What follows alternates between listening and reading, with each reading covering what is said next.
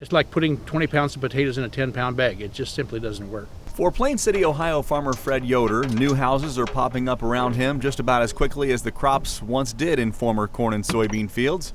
As the landscape drastically changes due to urban sprawl, something else is hampering the work of Yoder and his neighboring farmers: roundabouts.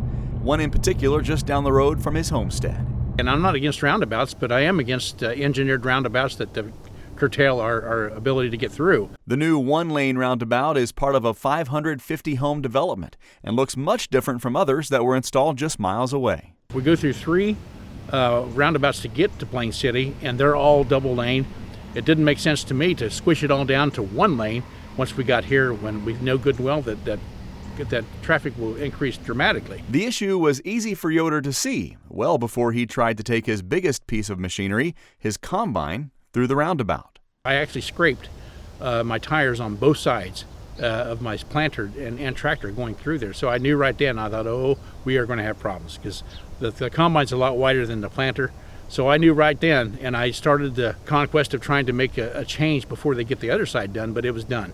There was nothing I could do. Again, it was in the plan, but in other words, I was just told, live with it, and it's going to be tough. Yoder called Ohio Farm Bureau to address the issue and find out why area farmers weren't considered when plans for the new roundabout were put in place. Initially, we were trying to find out who was in charge of this project and building this project. So we were able to contact ODOT. We do have some contacts over there. They were able to check and double check to make sure that it was not their project. Nonetheless, this is an issue that ODOT has heard about from Ohio Farm Bureau members in the recent past. We had a discussion at annual meeting about roundabouts specifically, and we talked a lot about that graduated curbing, or what we call graduated curbing. I think they call it a truck apron, which allows larger trucks or larger equipment to kind of cheat onto that curb, particularly on the inside of the roundabout.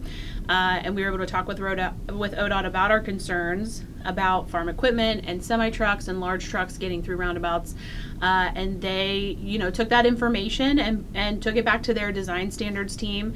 They do design their roundabouts to accommodate a semi-truck as their test vehicle. And we're able to kind of continue that conversation too. So as we have new issues pop up, this roundabout, there are a lot of issues with the entrance and the exit to the roundabout. So we're able to take those to them and say, look, these are now where we're seeing the problem. And they can then try to adjust those as they move forward with their projects. This is always a good reminder to pay attention to what's happening with your local governments. So not just ODOT, but also, your counties, your townships, your local cities.